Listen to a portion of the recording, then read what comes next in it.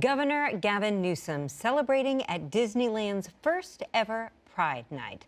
Welcome to Inside the Issues. I'm Alex Cohen. The Democrat also met with teachers and staff at Glendale Unified School District. This after a violent protest took place last week when the district recognized June as Pride Month.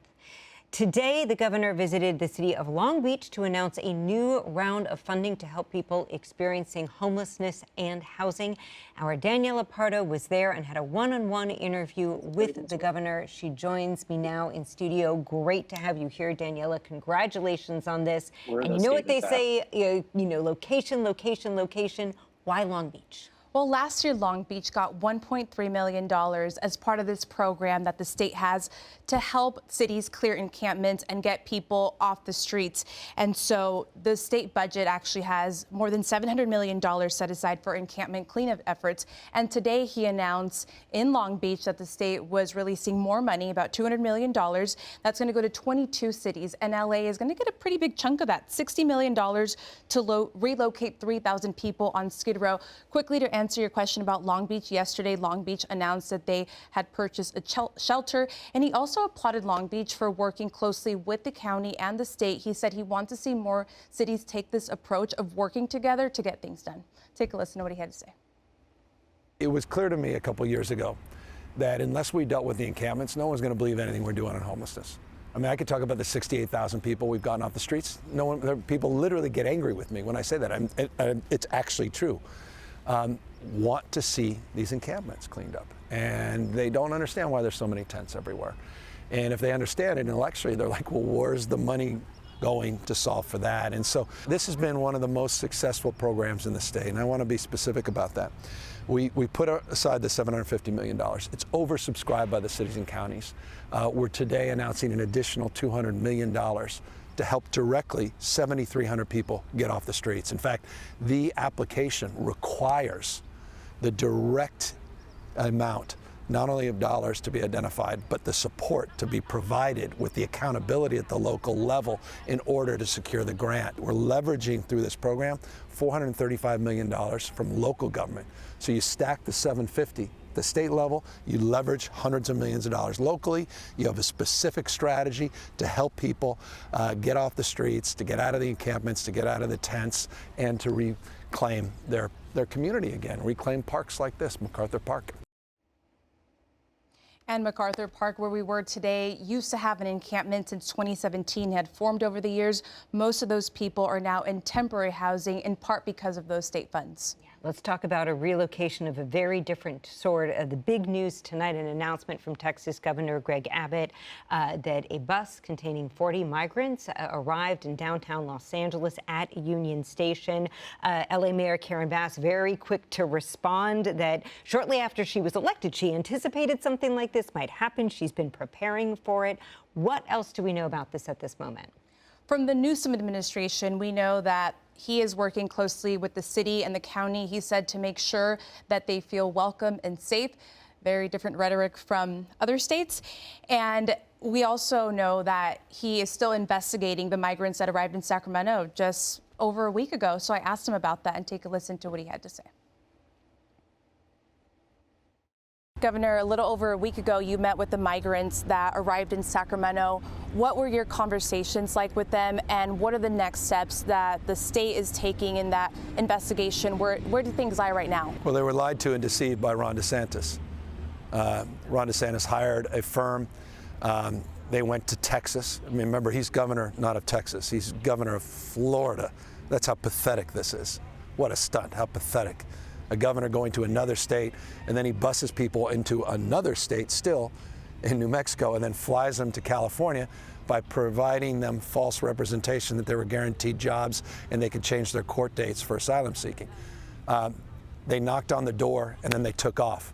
There was no coordination in Sacramento.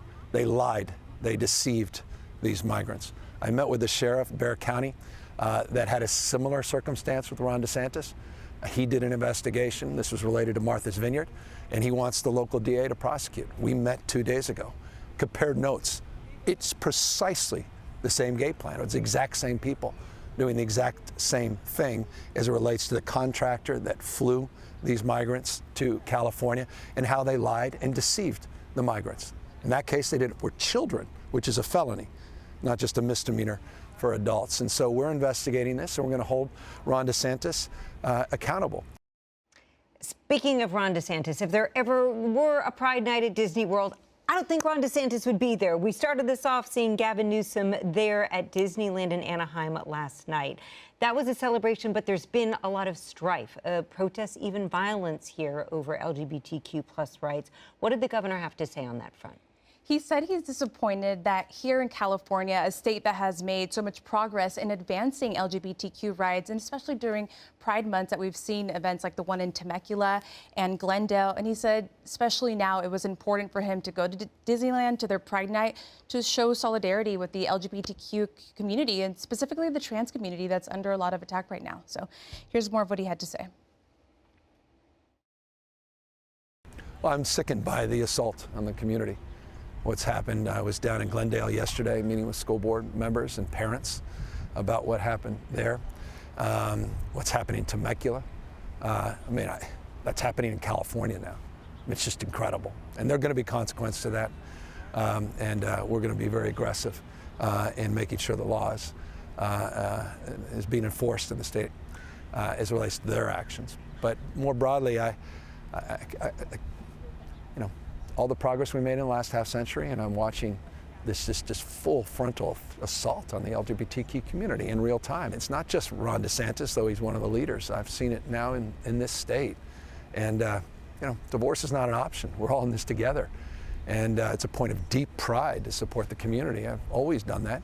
And they really are under assault right now. And that's an assault on who we are and our values. And so I take it personally. And as governor, I take it seriously, and that's why I was there at Pride Night last night, in symbolic place and a substantive place. Danny, this very long and intense week began with a visit from Sean Hannity here in California. We both watched it, some extraordinary television, and a lot of talk, a lot of questions from Hannity about Gavin Newsom's political future. He said over and over again he's not running for president, and yet he's willing to debate Ron DeSantis at any time. Did you all talk at all about that? Yeah, he's a religious Fox News viewer, and as you mentioned, he really enjoyed that back and forth with Hannity. And I said, Governor, 70% of Americans do not want Joe Biden to run. You say you don't want to run, yet here you are launching a PAC.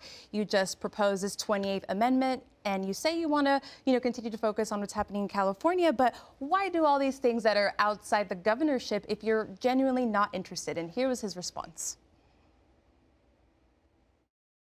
We can influence gun safety debate. We have to do it nationwide. That's what the 28th Amendment is about, not just here in the state of California. And I feel very passionate about that. And as it relates to democracy, it's in peril with authoritarian folks like Ron DeSantis that are out there, I think, vandalizing our country in many respects. And so I want to take them on. But that's what I'm focused on, not this. But are you positioning yourself for a future run? I got 3.5 years left as governor. I'm putting it all out there, and I'm trying to express myself. We have the resources. I could sit there in a bank, or I could put the resources to work, and that's what this PAC's about. But it's not some cynical play that pundits, immediately attach themselves to. So no is the answer. At least for now, yes is my answer to you. Great job that you did there, Daniela Pardo. Thank you so much. Thank you, Alex.